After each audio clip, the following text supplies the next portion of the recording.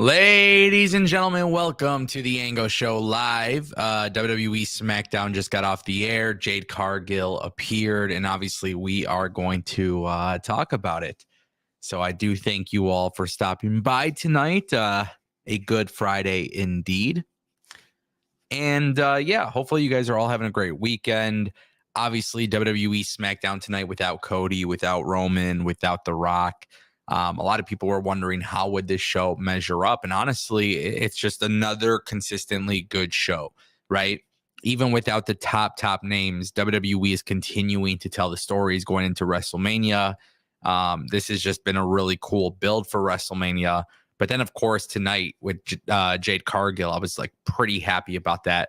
So yeah, we're definitely going to talk about it. I want to give a shout out to all of you guys for spending your Friday night with us. We'll definitely talk. Make sure you guys get your questions in. Chat, if you want your questions guaranteed to be read or your comments, become a member or drop a super chat. That is definitely appreciated, and it guarantees that your stuff will be read. But with that being said, I think we should just kind of talk about this because SmackDown was good, man. And Jade Cargill, holy shit. Like, where do I even start with Jade? Jade in early in the night. I mean, Jade gets the little segment with Nick Aldis, and they do this whole thing with Nick Aldis. Like, hey, she's coming out there, she's signing her contract, and dude, her entrance was so cool. Her entrance was so cool, man. Her entrance and just the persona and everything. It's like they got it. They got it on lock. She comes across as such a big deal and such a big star. She has that presentation about her and just that aura. You know, that's like the new thing that everybody keeps saying. Roman Reigns, The Rock, all these guys have aura. Jade Cargill has aura. And just quite honestly, guys, I have to be super honest here. I think she's going to probably have the best entrance for WrestleMania 40. Her entrance was so cool, man. It's just like they do the snow effect and the lighting, and then she comes out, and it's just really dope. And you know, it was really cool because later on in the night, obviously Jade helps out Bianca and Naomi. So tonight on SmackDown, for those who missed it, it was Dakota Kai versus Bianca Belair. And really fun match back and forth, you know, main event. But of course, Bianca wins and the heels start to attack her. Naomi comes out to make the save. But really, the talk of the town is Jade Cargill, who makes the save. Now, if you guys were here last week, we talked about this probably happening, right? So our prediction came true. Actually, a lot of the stuff that we predicted last week came true tonight, which we will talk about that. But I just thought that was so cool, man. I thought that was so dope. You know what else is cool? Tanya became a member as well. Tanya has joined the Job Squad. So shout out to Tanya. Appreciate that. You know, man, it was just, yeah. I mean, I really want to stick with the Jade thing for a second. The women's division tonight, there was a couple things in particular to me that stood out with SmackDown with the women's division. But most importantly, it was how Jade Cargill, Naomi, and Bianca came together. And it's interesting because they had a segment earlier in the night where it was Io Sky doing like a backstage promo, filming a backstage promo. And when she was filming this backstage promo, they were, you know, the director says cut, right? The producer, he's like cut. And Bayley just flat out attacks Io Sky. And that's like a pre-tape thing. And Bayley obviously wasn't there for Bianca, Naomi, and Jade. Which I really like. If you listen to Io Sky's promo about Bayley, man, it just makes so much sense. Like it's I love the fact that they're being very logical, even with Bayley once being a heel and now being a babyface. They're just being so logical with the way that they're doing it, and I truly appreciate that. And there was a couple of moments tonight where I got really excited for the future of this women's division because you have that segment, then you have Bianca and Jade and Naomi standing tall to end SmackDown, which I know a lot of people are going to enjoy this because these are fan favorites, right? And you know, it's like, okay, there's more to come, and there's a lot of potential there. We even had a little bit of a segment, which I thought was cool, a little Easter egg. They planted the seed Isla Dawn and Alba Fire confronting Nick Aldis backstage while he's walking and talking about like new entrance music and a new theme and stuff. So it looks like maybe they're getting repackaged. Just really dope, really, really dope stuff when it came to the women's division tonight. And obviously Jade coming across as a big star. It's not really a shock, right? Like I'm not necessarily shocked by it. But for a show that didn't have Cody Rhodes or Roman Reigns or The Rock, I felt like this was a very good show. Very good show.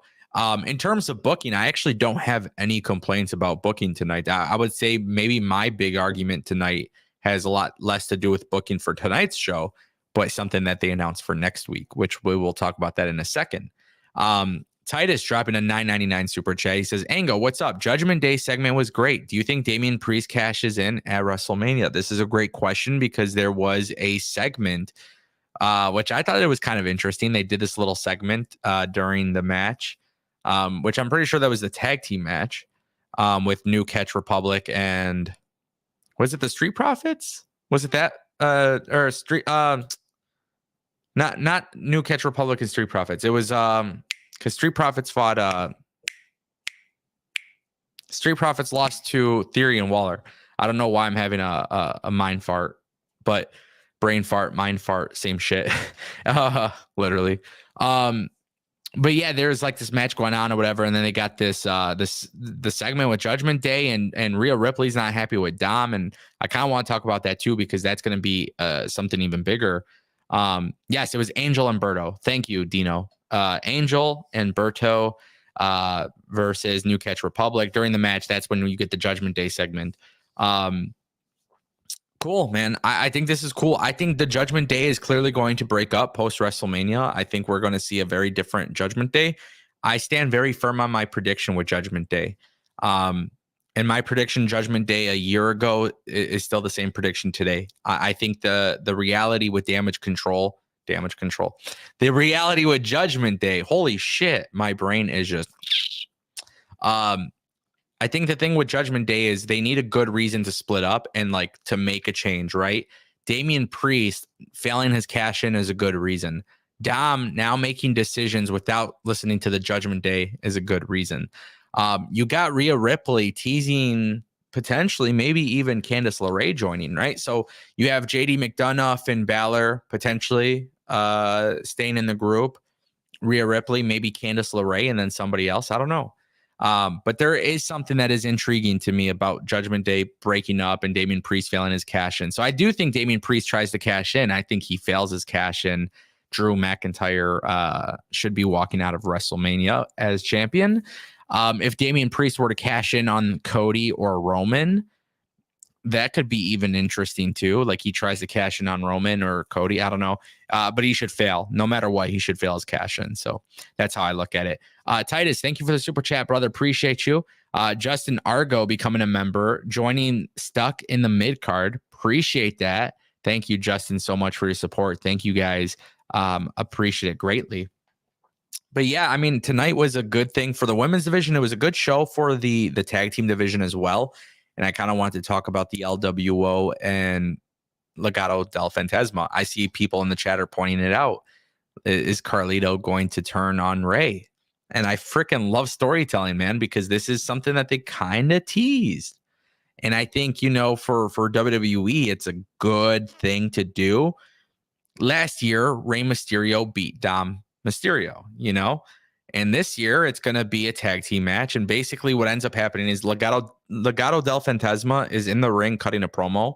And then you have Rey Mysterio and LWO come out. And Dom, you know, Dom is doing a really good job in this role, by the way. This kid is like, he just gets it. He understands the character work.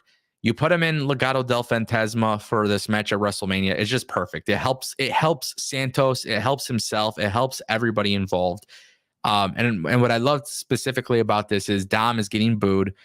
I'm texting people that I know that are in the arena, and they're telling me, like, dude, like this show is not piped in. Like they are truly booing Dom, which is great. It's fantastic. You know, he's still getting heat. And, you know, obviously Rey Mysterio comes out and he's got LWO by his side, and he's like, I challenge you to a tag team match. with a partner of my choosing. And the crowd starts to actually chant Carlito. And I thought that was the cool thing about this, right? Is they're chanting Carlito, and Rey Mysterio announces it's the newest member of the LWO, which is Dragon Lee. So Dragon Lee comes out with the LWO shirt, and this is where all hell breaks loose. Both factions are beating each other up. Now, I've seen some people say, hey, why don't they do a 5-on-5 or a 6-on-6, multi-person tag match, faction warfare? And I understand that question, and I understand why people are even talking about it. But I think the big thing is, well, one, you have to accomplish two things. How can you have Santos and Dom win at WrestleMania? Carlito turning on Rey and Dragon Lee as a start, right? You're going to have some shenanigans happen. And I think the shenanigans are much easier to book and a lot better executed if it is not a 5-on-5 match, right? Because if there's a 5-on-5 match, I think there has to be a clear-cut winner. But if it is a 2-on-2 tag team match, Carlito can turn on the LWO. Now, you got to remember, my plan was, I think we said this last week, but if Dom is involved with Rey Mysterio this year, he needs to get a win over his father, right? They got to have a reason to set up the third match next year, WrestleMania 41. So WrestleMania 39, obviously Dom lost to Rey. Now WrestleMania 40, Dom can beat Rey Mysterio because Carlito's going to help. And then next year, WrestleMania 41, Dom versus Rey. Obviously, I think it's pretty clear at that point, more than likely, Dom would probably go over. But that's why I bring it up. That's why I have this conversation now. It's going to be funny in 2025, looking back at this live stream, and people will be like, damn, Angle got it right. I think I will. But I think the cool thing here is this is a tag team match. Dragon Lee is going to be on his first WrestleMania. This guy has been with the WWE for a very short period of time. Him and Rey Mysterio. This is going to be magical. Honestly, it's going to be super fun to watch this match. If WWE can give them 15, 16, 17 minutes, it doesn't even need to be that crazy. But if they could just get a little bit of time to do some stuff, I'm very excited about that potential. And I think for me personally, as a fan of these guys and the fan of the storyline is, they already announced for next week's SmackDown, it's going to be Elektra Lopez versus Zelina Vega, which, by the way, they were very outstanding in that segment. But what I love about this is that you have them do this match next week, and then at WrestleMania when the 2-on-2 match happens, this is when ringside everybody's brawling. I don't look, WWE is going to try to get as many people as possible on the WrestleMania card, even if they're not actually in a match. And this is one of those cases where I think, LWO and Legado del Fantasma, they're going to all be together and they're all going to be brawling ringside, and you're going to see a lot of spots and a lot of moments. And then I think too, one thing that you have to consider for that specific show for WrestleMania with this specific match is if Carlito turns on Rey Mysterio and Dragon Lee, now you have Dragon Lee in a situation where maybe he can actually have a singles feud with Carlito. And that would be really cool for Dragon Lee. You have to remember, not everybody needs a championship belt, but you got to get to the point where people are in storylines. WWE has everybody in storylines. You got to keep that going after WrestleMania as well. So I do appreciate that with this feud. The cool thing too about Legado del Fantasma and LWO, by the way, is that for a lot of these people, like Legado del Fantasma, I think like Santos Escobar, in my opinion, it's like, I like this guy so much, man. I loved him in NXT 2.0. You see him in NXT 2.0. Obviously, I was familiar with his work before WWE, but watching him come to WWE, I'm like, this guy looks like he's going to be a star. And, everybody just gets mad. People get mad. They're like, yo, why isn't this guy a champion yet? You don't need to rush this stuff, man. You don't need to. And I think that's the one thing I truly appreciate the most out of this Triple H way of booking. You don't have to rush. You have too much of a bloated roster in order to just give people championship belts right away. And I'm not saying this as a blow to AEW. Please do not take it that way, because I love Okada. But Okada comes into AEW and so quickly he already has a championship belt, And I like Okada and I'm cool with him being champion, but I don't think that should be applied to every wrestler. I think it should be very, it's got to be kind of iffy, right? Like when I see Santos get called up, you can't give him a belt right away. Braun Breaker's getting called up, you can't give him a belt right away. Tiffany Stratton's getting called up, you can't put a belt on them right away, but you got to keep them in the mix. All I'm asking for is to keep them in the mix on weekly television. Keep them in the mix, keep them going. And if there's a reason why they're losing, make it logical. Continue to tell the story, right? So, for example, Street Profits lost tonight. They lost. But guys, what did we predict last week on this live stream? We said, hey, AOP is going to essentially be the final testament will essentially be the reason why they're going to lose. And Theory and Waller are going to go to WrestleMania. And look how well done that was. And now, who knows what happens? I think, they didn't necessarily confirm Final Testament, WrestleMania 40, but even when losing, there's a storyline at play. I see a lot of people who complain about this on Twitter, and this is why I do get a little bit more frustrated with social media. In my opinion, if you're going to have somebody lose, like, okay, Karrion Kross, so Bobby Lashley, and then they're celebrating before they even get the win. They got the champagne backstage. AOP and Bobby, or AOP and Karrion Kross, they're kind of, it's a distraction, right? And Street Profits, Angelo Dawkins is about to leave the ring, and then Montez Ford gets pinned or whatever. And I'm looking at this and I'm like, okay, AOP then attack them.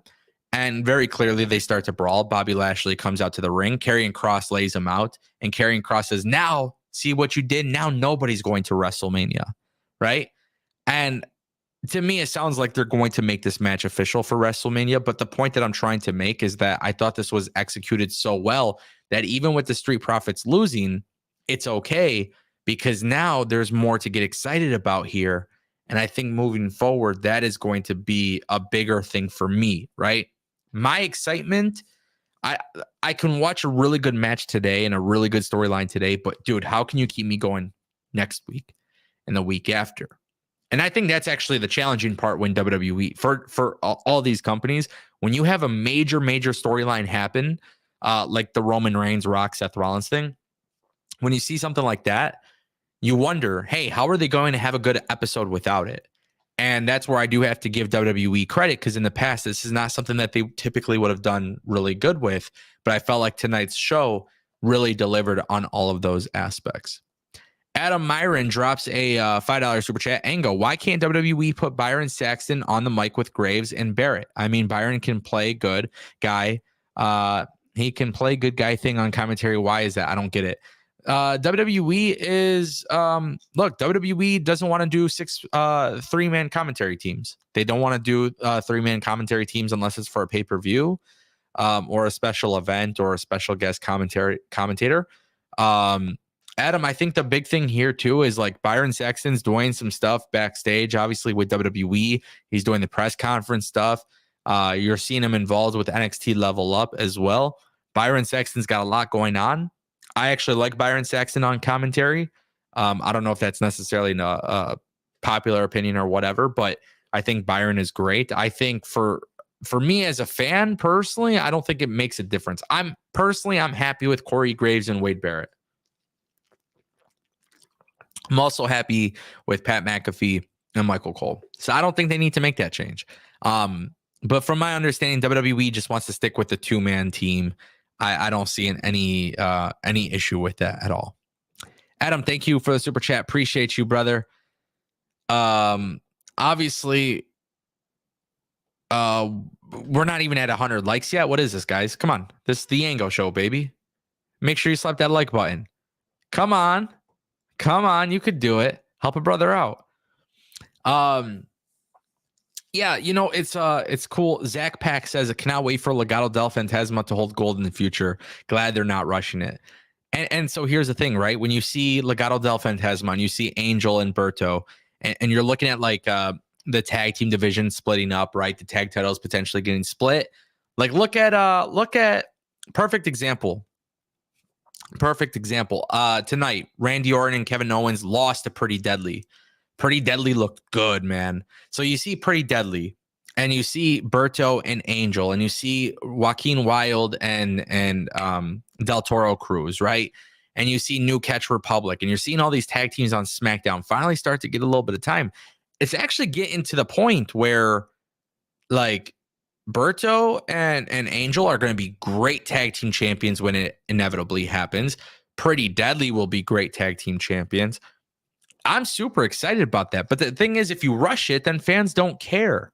You got to make fans care. And I think that's where WWE deserves a little bit more credit today. That WWE is finally starting to make fans care by putting people on TV every so often. Tanya dropping a $5 super chat. Love the way LA Knight got on the show and how they are trying to put a little anger between Orton and Owens. Love this super chat because I really wanted to talk about this. There was 2 instances tonight where WWE kind of reminded me of the Attitude Era and just the way that they were doing their segments. The first one was with Logan Paul leaving in the car. We'll talk about that in a little bit. But LA Knight dressed up as a trainer with the long hair and the wig. AJ Styles cutting this promo, and I love this feud. I really do love this feud. It's a mid-card feud without a belt on the line. Yet it feels so good. It feels so real, and it feels so like authentic. And I for me personally, I think when I see LA Knight and AJ kind of brawl around outside, there was one moment that really stuck out to me. And I want to know what you guys think about this because I thought this was unique. And there was another moment on the show where something like this happened, right? And we'll talk about that later too. But LA Knight is ringside, right? He's dressed up as a trainer, and AJ Styles is looking at the Titantron, and you see LA Knight removing his wig and his stuff. And as AJ looks at the Titantron, he clearly sees that LA Knight is behind him, and then he goes to attack him. And I just want to say, like, I know this is such a small, minute thing, but this is such a cool moment when you start to realize that WWE superstars, heels and baby faces, aren't actually fucking dumbasses. And I got to give them props, bro, because AJ Styles should be paying attention to the Titantron. If you're trying to figure out, you're doing a segment where a fan is running in, right? You do this segment, and it's not LA Knight. You're trying to figure things out. When AJ Styles looks at the Titantron and realizes it's LA Knight, that moment where he's just looking up, it comes across as like not insulting to our intelligence. You know what I mean? Like, if we're able to figure it out, he should be able to figure it out. And I love the fact that it's like that. I definitely appreciate that from WWE. Tanya, I agree. I loved it. And I really do love the Orton and Owens thing. I want to actually talk about this. LA Knight doing the wig thing was one moment in time where, like, AJ's looking at the Titantron, LA Knight's got the wig, and he sees it happening just as we see it. Randy Orton actually has a similar moment where, because Pretty Deadly they win by Logan Paul. Logan Paul was hiding underneath the ring with his brass knuckles, and he hits Kevin Owens with the brass knucks, right? Now, Pretty Deadly get the win. Randy Orton's confused. He's looking, right? It looks like he's a little bit angry with Owens, right? Because Owens just lost the match. But Orton is not actually a dumbass, right? Randy Orton is actually relatively smart. He's using his brain. He's looking up at the Titantron, and he's seeing the replay, and he sees that Logan Paul is the reason why they lost. And so now he's asking the crowd to help him and tell him, hey, where is he at underneath the ring? Where is he at? Randy Orton lifts the ring skirt up from the ring apron, and he gets Logan Paul, and it turns out to be a really cool segment because Randy Orton is not an idiot. Randy Orton was paying attention to his surroundings. Now, again, it's a minute thing, but you have to remember that this was a scenario that, if done 2-3 years ago, we would have been insulted. Baby faces were dumb, bro. Baby faces wouldn't be paying attention to this kind of stuff. And now Randy Orton doesn't feel bad with Kevin Owens because of the fact that he was able to see that Logan Paul cheated them. So it kind of goes back to the thing with LA Knight and the wig and the Titantron. I loved it. I loved it. Tanya, thank you so much for the super chat. Appreciate it. We got a super chat from Phil Batway. $1.99. Love the tease of Priest maybe cashing in. Yeah, we were talking about this earlier. I love it. I love the idea of Damian Priest teasing it. I think his Money in the Bank cash in this year, it's so difficult, right? Because last year we saw Theory cash in for a mid-card title belt. And this year, Damian Priest has just been holding on to it. You know what I'm saying? I like Damian Priest. I really do. And I think Damian Priest is very well respected backstage. If I had to guess, I would go as far as saying that Triple H and everybody likes Damian Priest. I don't know if Damian Priest is somebody that is not whether he's ready to be a world champion or not. I don't think that's an issue. I think the big concern here is like the falling of Judgment Day. I think that's the storyline that's more important than Priest winning the belt, because Priest could win the belt at any point in time. I don't think that is bigger than the Judgment Day falling apart. Now, here is the thing. Let me just kind of throw this out there. If Damian Priest is successful in cashing in any way or shape or form, I hope and pray that WWE, I pray and hope that WWE will have Finn Balor compete for the title and finally get his belt back at some point. That is what I would be looking for, because I truly love Finn Balor, and I feel like this dude has like nothing. He has nothing going for himself aside from being with the Judgment Day. So I do want to make that importantly known. Thank you, Phil Batway, for the super chat. Appreciate you, bro. We got one from Martin Arango, $4.99. Hopefully I pronounced that correctly, brother. Sorry if I didn't. $4.99 super chat. I enjoy that the women are getting the main event spot more frequently. Naomi, Bianca, and Jade together at the end is badass. My friend, you are going to love this breaking news. According to WWE Twitter, Nick Aldis just made a video. He has made it official. Jade Cargill, Bianca Belair, and Naomi will go on a trios tag match against Asuka, Kari, and Dakota Kai at WrestleMania. Wow. Listen, man, I'm just one of those guys. I get very excited about seeing people getting there first, right? Tyler Bate and Pete Dunne will be at WrestleMania. Grayson Waller is going to be wrestling at WrestleMania. And also you got to factor in, Dragon Lee is getting his first WrestleMania. DIY are getting their first WrestleMania. So many people are getting the chance to be at WrestleMania for the first time ever. Honestly, it is so cool. And then to make it even better, Naomi came back into the company and she's going to be at WrestleMania. Bianca Belair is undefeated at WrestleMania. She needs a match at WrestleMania. And how can you get her in a match at WrestleMania that feels important? This is how you do it. And then Jade Cargill. There is no pressure on Jade Cargill to be at WrestleMania and be this incredible star. But good golly gosh, my friends, Jade Cargill is going to have the greatest entrance in WWE WrestleMania history. It is so cool. So cool that this is official. I'm one of those guys. I get relatively happy for talent when I see that they are given this opportunity, because we have seen and heard so many stories of people not being given the chance to work WrestleMania. We have seen that so many times. And you know what? The whole thing with Vince McMahon leaving matches off of WrestleMania and shit like that always disturbed the hell out of me. It just always, there would be people missing WrestleMania. Like, it was just such bullshit. And obviously you can't get everybody on the roster there, but I'm happy that a lot of people will be getting that chance. And there's a lot of people, man, that they work hard and they're so talented. And, like, for me personally, right? I see Naomi leave WWE and then she goes to TNA and does such a great job, but it's like, she deserves better than what she experienced in the past with WWE. And obviously she deserves better than, the smaller crowds with TNA. And I love TNA, but the reality is, the small crowds, it sucks. Like, I wish these guys and girls in TNA were getting bigger crowds and stadiums. Now she gets to come back to WWE and she's going to wrestle with Jade Cargill alongside her. I'm happy. And then, but like Dakota Kai, right? And Kari Sane and Asuka, like, it's cool and it makes sense. It's a good storyline. So that's your guys' little breaking news. The 6-woman tag match is happening. And I'm truly excited about that. You guys know I'm a huge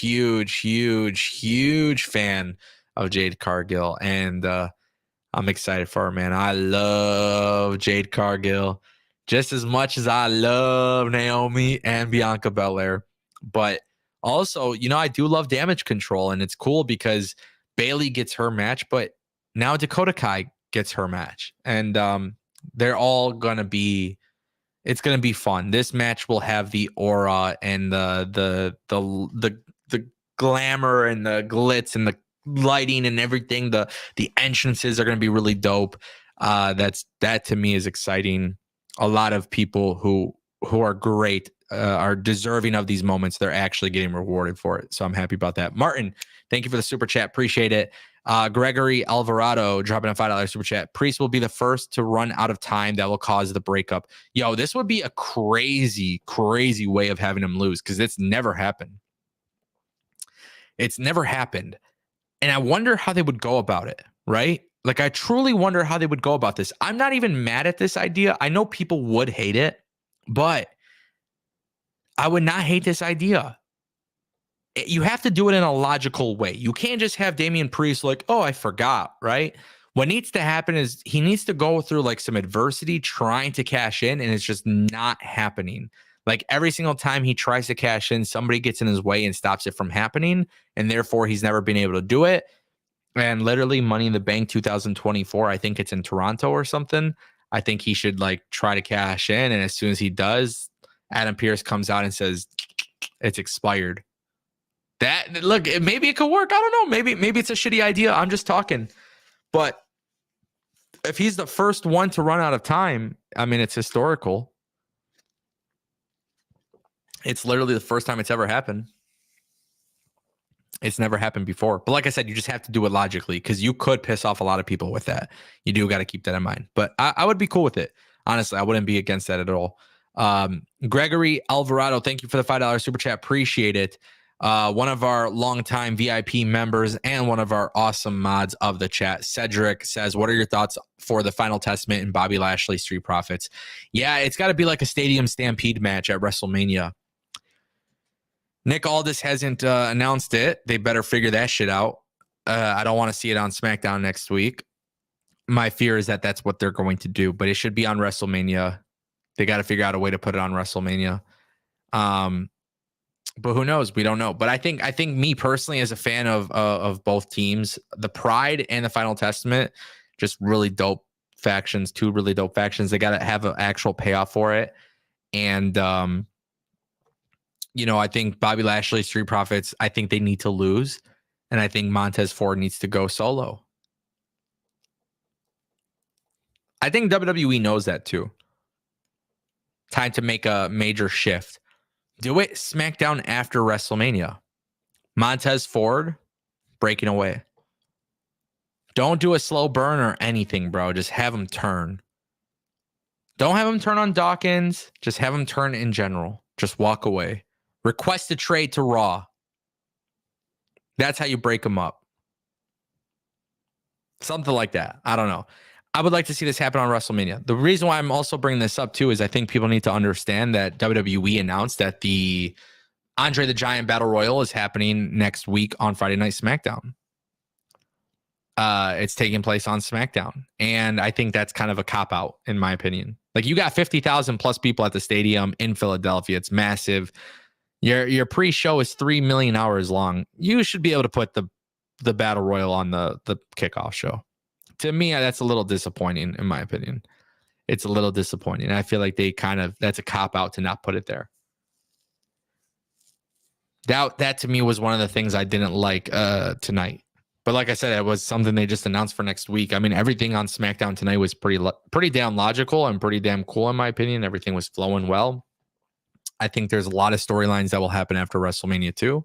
They're doing video packages and stuff. I'm just disappointed that there's a lot of people who will not be on the card for WrestleMania. And the Battle Royal being on the kickoff show, one, it's entertaining to watch matches on the kickoff show, but also, dude, like, it's your one excuse to get people on the pay-per-view. You know what I'm saying? Like, it's such an easy way to do it. Look, you're going to have a triple threat U.S. title match at WrestleMania. Logan Paul could very well win. Randy could turn heel on Kevin Owens. There's a million things that can happen, right? But What if you used Andre the Giant Battle Royal as a way to get the new number one contender? You know what I'm saying? Like there's something like you could do something. Winner becomes number one contender for the US or IC title. I don't know. It just seems like it's something that is like a no-brainer, yet for some reason they're not doing that. So I don't know. Maybe there is more to it. Maybe there is more.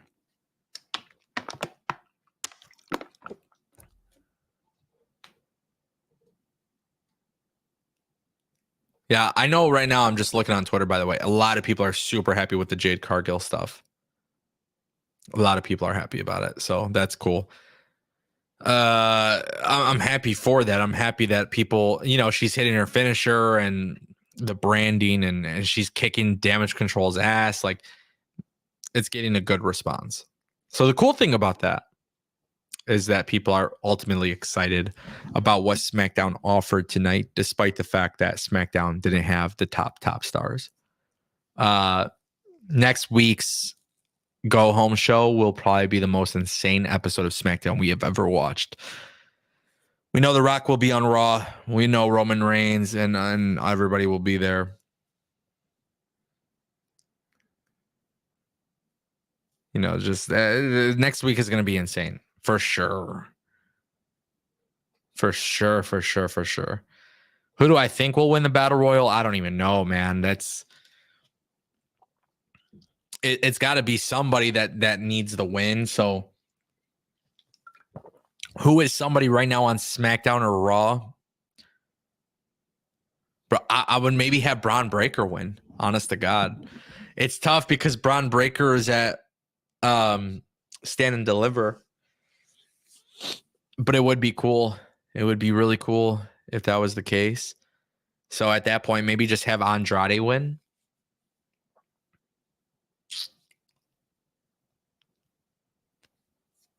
David, I think, makes a great point. He says maybe the reason why they aren't putting Andre the Giant Battle Royal is because next year's WrestleMania will be a fresh start for WWE. I can see that being the case too. Like WrestleMania 41, the Netflix deal, so much new stuff happening. Like perhaps they're going to go clean slate. Maybe something like that. I don't know. Hard to say, man. Hard to say. Braun Strowman is out, CD. He is still injured from my understanding, which I think that makes it a little bit tricky. Yeah.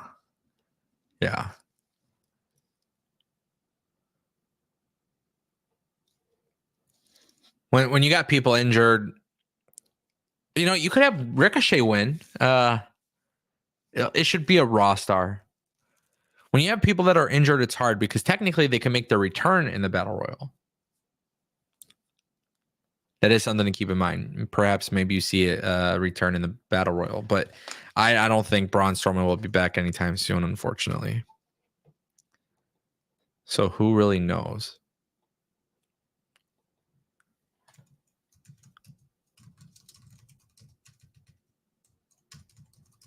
What did you guys think though about SmackDown tonight? Overall, I thought it was just good stuff, man. I wanted to kind of talk about that too.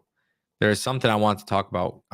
We'll get to it after the super chat. Phil Batway dropping another super chat, $1.99. Do you think we get Finn versus Priest at SummerSlam?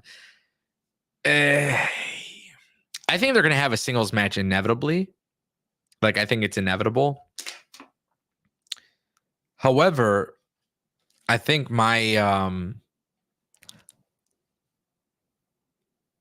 I think for me as a fan of both of these guys, I would love Finn Balor to be a champion. If Damian Priest is successfully cashing in, I want Finn Balor to be a champion. This is the way to do it. You know what I'm saying? Finn Balor is a G. He's great. And I would love to see him become a champion. But here's the thing. Drew McIntyre, CM Punk, Seth Rollins, they got a bigger story than this. So I think the story for Damian and Priest could be a singles match without the belt on the line. But then I'm afraid they'll have Finn Balor put him over. I don't know how Triple H views Finn Balor. I don't know how he looks at him anymore. Vince McMahon had Finn Balor in the Jeff Hardy, be a veteran, put people over position. I don't want Triple H to do that to Finn Balor. I still feel like he has a lot left to give. And I feel like he got screwed ever since that Universal Championship curse. I would love to see him become a world champion. So really hard to say, Phil, but I think I do think it's inevitable. I think it happens. Does it happen at SummerSlam? I don't know. Could very much happen at Bash at Berlin, but it would happen later in the year. It wouldn't be so soon. I think they're going to continue the slow burn for sure. Thank you, Phil, for the super chat. Appreciate it. A lot of great stuff in the chat. Remember, if you guys drop a super chat or you become a member, it guarantees that your question will be read. So as always, feel free to support the channel. If not, go ahead and click like on the stream because that helps just as much. Let's see. Yeah, overall, the chat, it sounds like you guys enjoyed SmackDown. Which I kind of want to talk about this, right? Like, I don't really live tweet wrestling as much anymore. Like, not like I tweet a little bit, but I'm not going, segment by segment or whatever. I tweet a little bit here and there, but for the most part with wrestling, guys, and this is something that I really want to say this year, the less I sit on Twitter and like Instagram and stuff while I'm watching a show, I enjoy the show so much more. Like, not micro analyzing absolutely every single thing is enjoyable. And like watching SmackDown tonight, I was like, yeah, I could tell like it doesn't have like the big names on there. Yet everything else continues stories from last week. It's just so fluid. And I'm enjoying it. Like, I'm actually enjoying wrestling. It doesn't feel like a job, bro. It doesn't feel like a job. And I appreciate that so much because, they say if you love what you do, you never work a day in your life. And man, like even years and years ago, before I even started this channel, when I would do YouTube and like wrestling, sometimes it just seemed like a chore, bro. Sometimes it seemed like a chore. And I guess that's the biggest difference, that like in 2024, wrestling has just really been enjoyable to watch. It has. I've been able to sit down, relax, actually like listen to what is being done on TV, pay attention to these segments, pay attention to these moments. WWE is filming and producing their shows differently, which we've talked about a lot with the guy from ESPN, Lee Fitting. He came into the company. Like, I don't know. It's just kind of nice to like sit down, kick your feet up on the sofa and watch wrestling, bro. Like, I don't know. It's like peaceful. It's more peaceful these days watching wrestling. And I highly recommend, guys, if you're one of those people, because I think on Twitter, what ends up happening is you got a lot of people that are just fucking mad annoying on Twitter. They just add like this negative or even positive, right? Like let yourself be the judge of what you're watching. Don't let somebody else their tweet. Like, I seen some dude complaining about Dominic Mysterio. And I'm just like, okay, like if you don't like Dominic Mysterio, like that's fine, right? But I would never let this person tell me not to like Dominic Mysterio. I like Dominic Mysterio. I think he's really good. He's come a long way. You know what I'm saying? So try to like watch wrestling for your own views, your own opinions, and how you like things and dislike things. And I think you will enjoy it so much more. I really do think so. Let's give a shout out to Lon Reyes.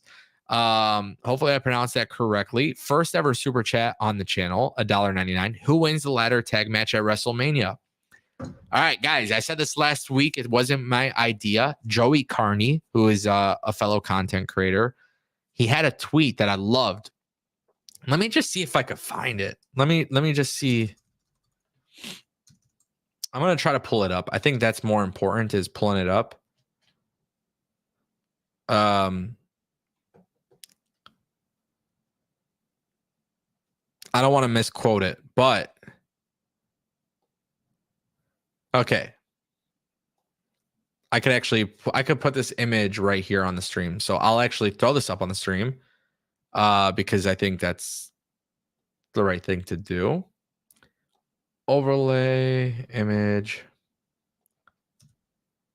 All right, it's loading into the stream right now. Joey Carney said, "Hear me out. R-Truth grabs the WWE Raw tag team titles at WrestleMania. Austin Theory then grabs the SmackDown titles after seeing what Truth did. Now we have the split tag team titles after an amazing ladder match." Dude, this is so good. I talked about this last week, but what I love so much about this, what I love so much about this particular idea is the fact that, one, it works within the character aspect of R-Truth, but also it protects Judgment Day. And it splits the damn tag titles. And here's the thing. Awesome Truth could win the tag titles. They get that massive pop. This is so funny. People will laugh. R-Truth, like, it just works. I'm telling you right now, this works. Now, I would much rather have Tyler Bate and Pete Dunne maybe grab the SmackDown tag titles, or AOP. R-Truth, like, imagine if Razar was on the ladder and R-Truth was on the ladder and R-Truth gets scared and he's about to grab the titles and Razar scares the shit out of him and he only grabs the Raw tag title. You know what I'm saying? R-Truth, it's a genius idea. I think Joey Carney, I think that could be a very, very cool thing. So Lon, to answer your question, I think we're going to see two winners. I think Joey Carney predicts it best, or fantasy books it best. I think what's really cool about that too is you get the split tag titles. Now you could have DIY beat R-Truth and Miz on Monday Night Raw the day after. So that would be nice, in my opinion. I don't think Awesome Truth are going to have a long title reign. I think this is a quick one. And R-Truth's dumbass, his character is literally dumb, which I love. He's so good at this character, but he's the reason why they lose. I think it just makes a lot of sense. Hopefully that answered your question. Lon, thank you so much for the super chat. That's your first one on the channel. Appreciate it. Thank you so much. Thank you. Jonathan says, when do you think Matt Cardona and Tama Tonga is coming to WWE? Guys, Jonathan is a member on the channel. This is a great question because I've been talking a lot about both of them. Tama Tonga, I don't know for sure. Matt Cardona, I think WrestleMania. I think it happens at WrestleMania or the night after. I do believe Matt Cardona is coming back. We'll see, but I do believe that would be the case.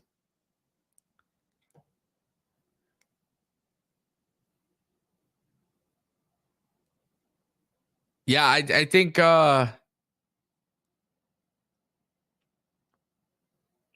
I see you guys are talking about Goldust. Yeah, I don't know about Goldust. They clearly have a lot of plans for WrestleMania. Whatever they got cooking, they've had cooking in their head. Like they've been thinking about this stuff. It's been mapped out. I don't think you're going to see too many. I think we'll see surprises for sure, but I don't think we'll see too many. I don't think we'll see too many surprises. I think we'll see some surprises, obviously. I don't think we'll see too many surprises at WrestleMania because I do expect more surprises at NXT. I can see Tama Tonga debuting at Stand and Deliver with the OC. I think that's a very big possibility. I think Motor City Machine Guns could debut at Stand and Deliver. I see David's question. Yeah, I think it's going to be fun. I don't want to tell you guys my predictions for Stand and Deliver and stuff because I got them all written down. We'll be doing live streams. So let me remind you guys, because this weekend is a holiday weekend that I personally celebrate. It's one that I take very serious. But after Easter, we're going right into WrestleMania week. So Monday, Tuesday, Wednesday, Thursday, Friday, we're talking prediction shows. We're talking review shows. I ask that you guys please show up and show out and support the shows. WrestleMania week every year is huge since I've gone full time. And it would mean the world if you guys come to those live streams. Honestly, those live streams are going to be fun. They're going to be long. And I guess I can announce this. So if you guys didn't know, WrestleMania next week, we're going to make it a little bit more fun. We will be doing call-in shows.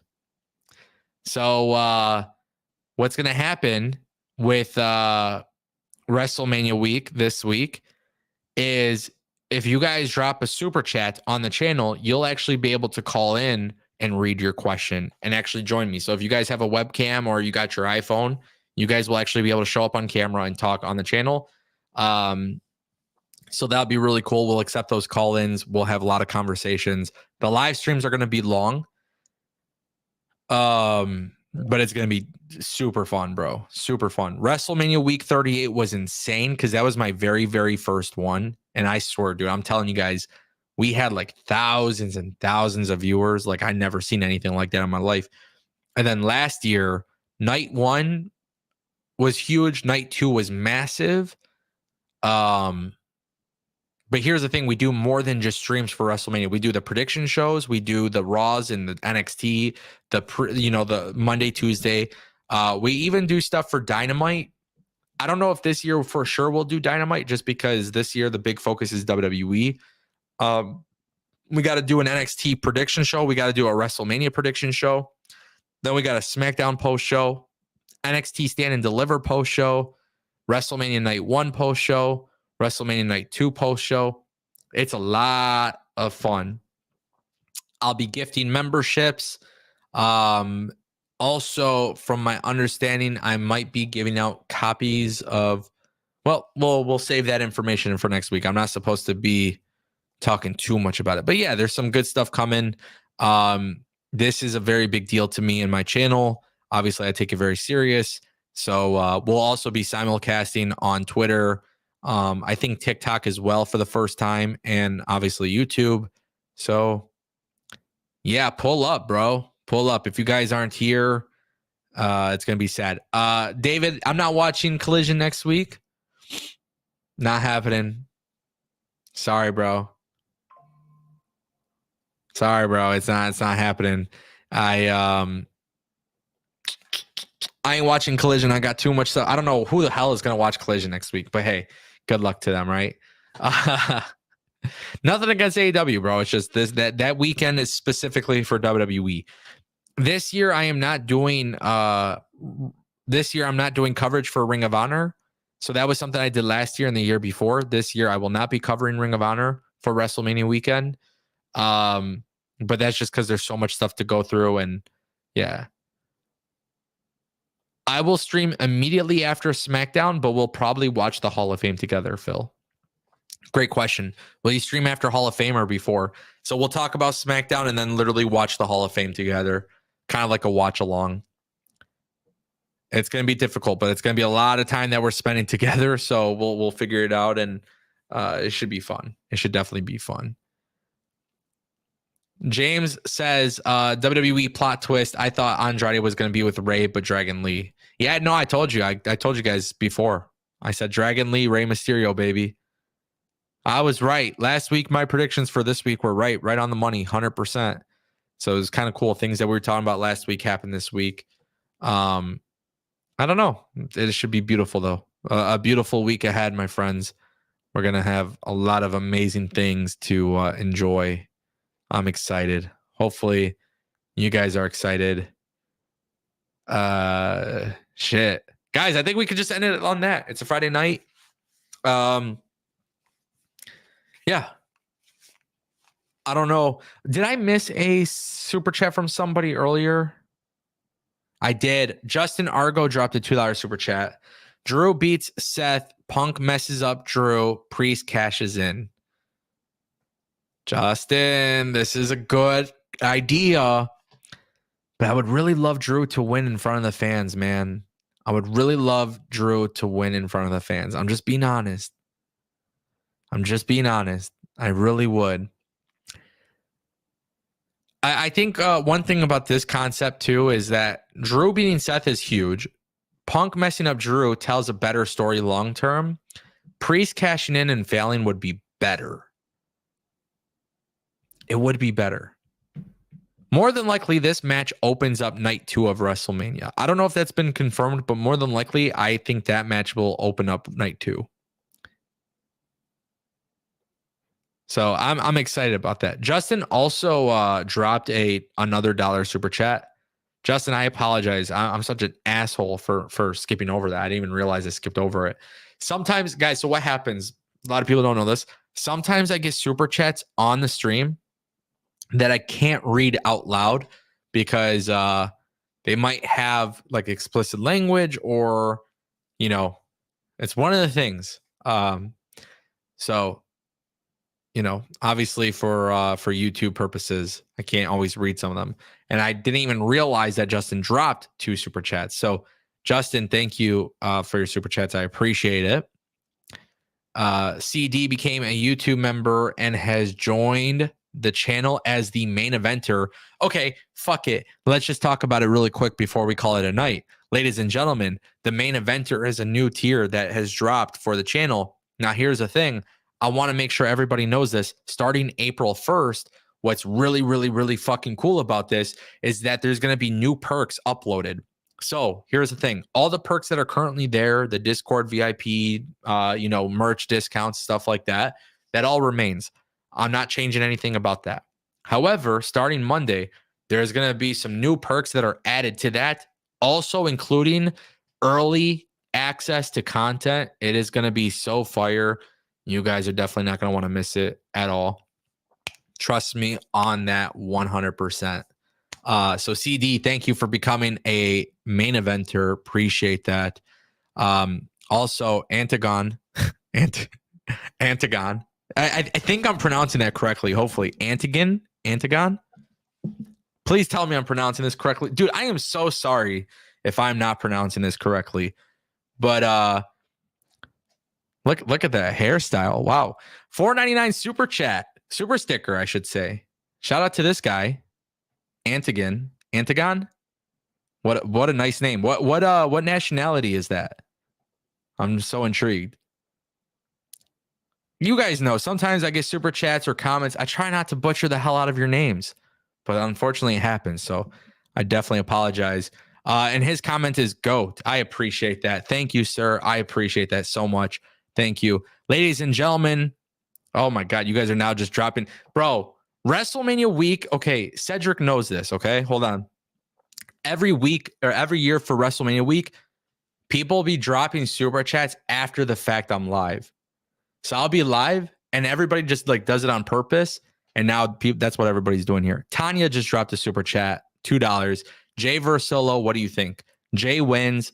Well, not really, because the bloodline, this is where all hell breaks loose. Jay, Jimmy, Solo, The Rock, Roman, Cody, Seth, Drew and Seth, Punk. Everybody's going to fucking start some madness. It is going to be the most insane slop, craziest bullshit ever. I love it. This is a match confirmed for next Friday. It's going to be huge. Obviously the bloodline. This is next week is the big the last show before WrestleMania, right? So you know for a fact The Rock, Roman, everybody is just going to start throwing hands, and it's going to be so cool, man. This shit's going to be fire. Jay versus Solo, I will say, if you're going to have a winner, it should be Jey Uso. There's no reason for him to lose before WrestleMania. But at the same time, too, you know, WWE is trying to get you excited for WrestleMania the night before. These guys are just going to start throwing hands and bullshit and just start beating each other up and stuff like that. So it's going to be pretty insane. I'm excited for it. I'm excited. And hell yeah. Tanya, thank you for the super chat. Ladies and gentlemen, next week is WrestleMania week. It's going to be fucking amazing. I can't wait. Stay tuned for the extravaganza. We're going to do a lot of cool shit. And on top of that, here's the deal. I want y'all to know I appreciate you spending your Friday night with me. If you celebrate, may you all have a blessed and happy Easter. I should be back Monday. With that being said, thank you all for watching. Peace.